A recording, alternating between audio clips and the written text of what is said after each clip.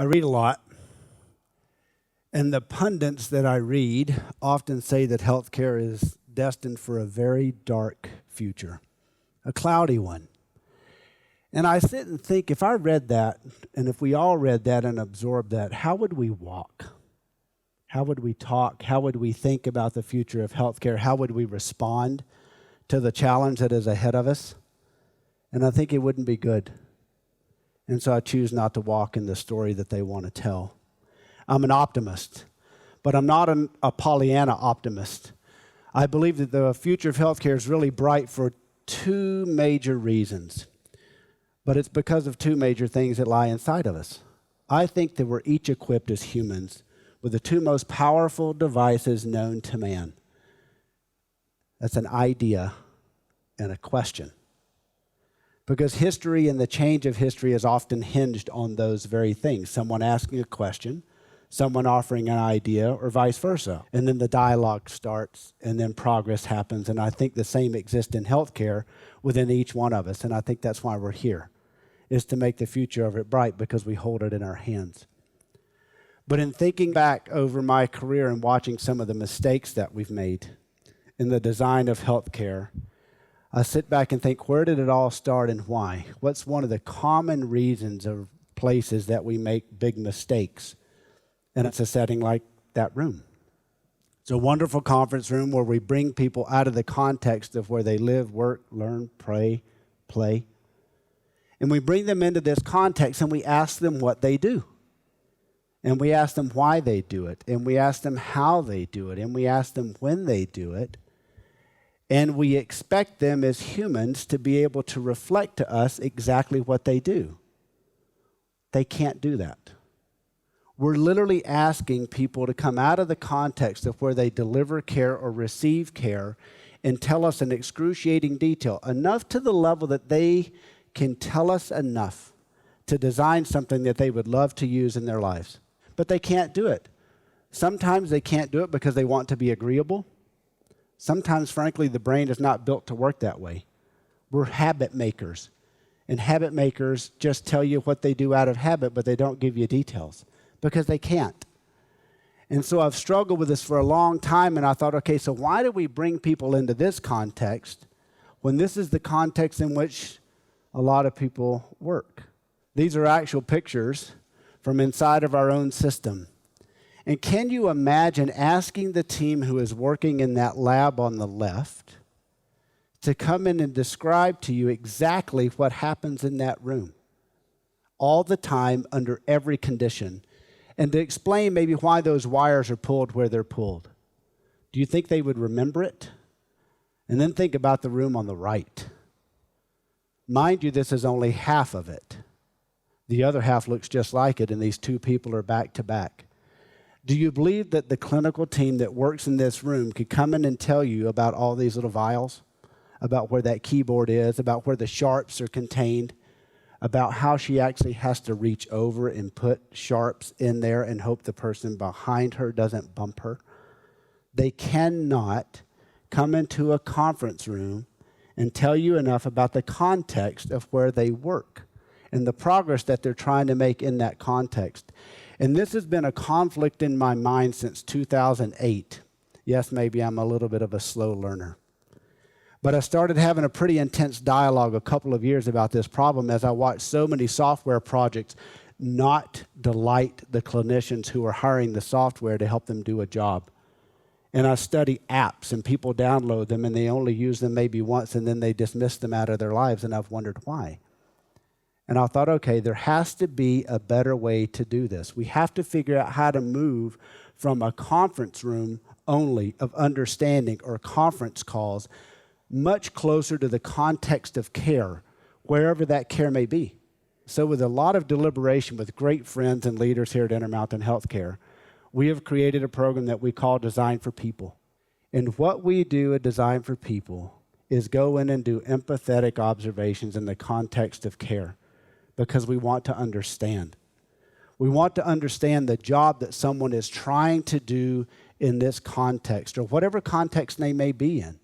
If it's an ICU, if it's their home, if it's a home care nurse in a car, Our aim is to go into the context of where this is happening and empathetically observe and to learn. We want to augment what's happening in conference rooms and on conference calls so that we can design for people in a moment of reality, so that whatever we design is something that they will delightfully use. That's not easy to do in a conference room or on a conference call at all. The foundations of design for people, there are two. The first one is empathy. I love this quote by Roger Ebert. He said, "I believe empathy is the most essential quality of civilization." I believe it. I also happen to believe it's the most essential quality to effective innovation and effective design. It requires us to really see inside and to understand, to take the time to want to feel what people feel and to see what they feel. The second foundation reminds me of being a kid. It's curiosity. To have a beginner's mind of a child, to be willing to take that magnifying glass and just go out of our comfort zone and to go look and to study. Regardless of what we're studying, we're going to learn and to understand so that the people we're designing for will be satisfied with what we're designing. I feel very deeply that we have a moral obligation in healthcare to improve the way we design for people. But all foundations also need a framework. How do I make sense of this? So I'm empathetic, and so I'm curious. So how do I go out and see everything that I see, and then come back and kind of unpack it and organize it in a way? And so in Design for People and in our dialogues, this is something that we've thought and debated about for a long time. And a good friend of ours who's on the board of directors for Intermountain Healthcare, Clayton Christensen, thought of a theory and a construct called the job to be done. And some ask, well, what's a job? It's a simple concept. A job is the progress that someone is trying to make under certain circumstances in their lives. But there are multiple dimensions, and we have to remember that the circumstances that people are trying to make progress within is often very complex and it's complicated. It's not easy.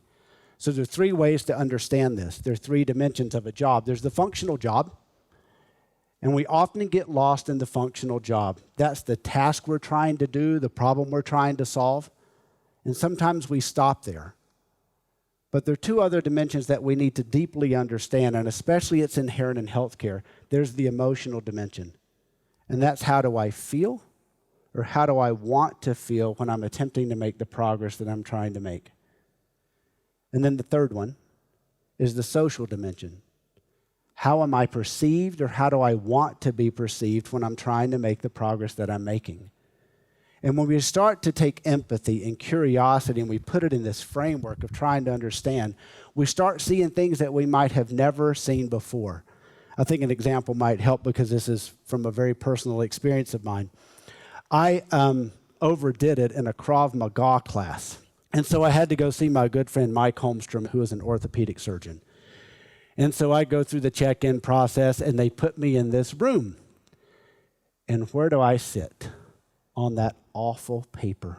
And now that paper, I don't know who designed that paper, but I can tell you that paper is probably only designed for a functional job, because in no way, shape, or form does it make me comfortable. Certainly doesn't make me feel at ease or welcomed. So I sit on that table, and Mike did one of the most intriguing things that I've experienced in healthcare, is he brought out a piece of paper. Right after hanging the x-rays on the wall, Mike brought out a piece of paper. And he started drawing my knee. And in the language that most people will understand, I said, "Hey, Mike, why did you hire a piece of paper to draw my knee versus hiring those x-rays on the wall?" And he kind of looked at me like, "Hire a piece of paper?" I said, "Okay, Mike, why are you using a piece of paper and not having me stand beside you and look at x-rays?" And he paused for a minute. He said, "That's because I want to look you in the eye. I want to engage with you to make sure you understand what we're going to have to do to your knee." That's not the functional dimension of his job. That's the emotional dimension of his job. How does he want to feel? And that's what he did. He was right beside me, and he drew it, and he said, "Todd, do you know that I've had people come back 10 years later and bring this piece of paper?" That's an emotional bond between the clinician and the patient. And that's why he hired a piece of paper, was for the emotional dimension of his job. And the lights start coming on for me. But then I asked him a second question. I said, okay then, so why aren't you hiring that computer over there to document everything you're telling me? What does Mike do? Remember, he's on the little green stool. That's where he is. He rolls around, and all I get is Mike's back. And he said, Todd, the reason I don't want to type in that computer is because I have to turn my back to you. And I don't want to be perceived as a doctor who turns his back on his patients and ignores them for the sake of typing in a computer. And then the light bulb came on for me, really came on for me. I thought that room is designed to do a functional job. Where do we run the cords? Where do we hang things on the wall? Where do we plug in the computer? Where can we put the table? Where can we put the chair? But oh my word, did it ever miss the emotional and social dimensions of the most personal and sometimes the most sacred place on the planet, and that's in that time that we have with a clinical caregiver. But this isn't an or conversation in my mind, just to let you know. I think we can do functional and emotional and social design within healthcare if we have the lens to see it through. If we don't use the lens, then we can't see it. We have to see it. In the 80s, Procter & Gamble had a product in Mexico City called Ariel Ultra. It was designed in Cincinnati, Ohio, for the market in Mexico. And it was losing. They were number 8 in the market. Their aspiration at the time was to be number 1 or number 2. And they could not understand why what they were designing so perfectly with these really cool enzymes that didn't use much water and got things really clean, and in a little bitty box to try to accommodate this functional job of small spaces in Mexico, weren't winning. But the boss, the consumer, was telling them they didn't like it. And so it was pretty wise on P&G's part. They said, well, you know what? Let's go live with them. Let's go find out what's going on. So they literally created a program called Living It. And they went and they lived with Marta, one of their consumers in Mexico City, and they did laundry with her. And they noticed right offhand that she didn't like it because it didn't suds very much. And because it didn't suds very much, there wasn't an aroma, and that aroma to her told her that she was getting the clothes clean. Getting the clothes clean told her that she was being a good mom by sending her kids to school with really clean clothes. And she got a lot of pride when people would tell her, oh, your kids smell so clean. That's a social dimension of a very mundane, to some degree, functional job of cleaning clothes.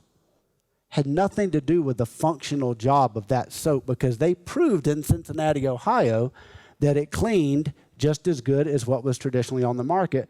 Then they went and walked with Marta to get water. And believe it or not, that also had a light come on for them, because Marta was using a detergent and a rinse. And between the two, it was a 6-step process that took multiple hours. Out of that immersion into Marta's life came what you now know as Downy Single Rinse. If you use a 2-in-1 shampoo and conditioner, it was discovered because they lived with Marta and watched what she struggled with. What was the progress she was trying to make in her life? And a lot of it was emotional, how she felt about a mom, and the social perception of sending her kids to school with super clean and very good smelling clothes. Now, most of us know who the little dude is on the right. That's Remy. And Remy is a little cool chef in a movie called Ratatouille, produced by a company that is now part of Disney called Pixar. One little tidbit about Pixar, if you don't know, every movie they've produced has gone to number 1. And people say, why? Is it because Steve Jobs got involved? Maybe. Is it because Ed Catmull was a graduate of the University of Utah? Maybe. Was it because John Lasseter is there and forces his team to do research before they design a movie?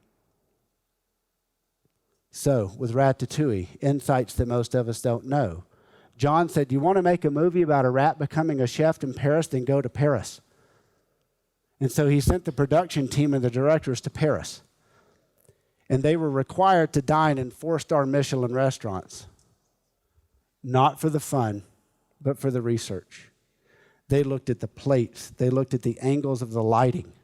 They went into the kitchens and watched the angles of the elbows of the sous chef. They listened to the noise of the pans and recorded it. And then, believe it or not, they literally walked in the sewers of Paris to understand the movement of rats and what things looked like when they came out of the grates at night and what the angle of the lights looked like. You read these things and you think, wait a minute. This is important enough for detergent and soap, cleaning floors, and digital entertainment. If they have to get outside of the conference rooms to design for those things, don't you think maybe that it's just as important or maybe more important in healthcare to get out of conference rooms and off of conference calls and augment that understanding that we get in a fake environment and get into the context of where it's actually delivered and go empathetically observe with a curious mind and a framework of understanding the progress that people are trying to make? I would argue that that's the journey that we ought to be on, that we need to make that improvement, because if we do that, then the future of healthcare will be extremely bright for everybody, not just clinicians, but for everybody involved, especially families. One of my favorite people ever is a wonderful lady named Harriet Tubman. For those of you who don't know, she was the creator of the Underground Railroad. She had a question, and then she had an idea. And a lot of history hinged on this very brave woman. But one of my favorite quotes of all time happens to be from Harriet, and I'll read it because I don't want to miss it. Every great dream begins with a dreamer. Always remember you have within you the strength, the patience, and the passion to reach for the stars to change the world. I think of the same way of healthcare. I think we need to remember that we have the strength, the patience, and the passion, coupled with empathy and curiosity, to take the time to immerse ourselves empathetically in other people's worlds so that we design for people. Thank you.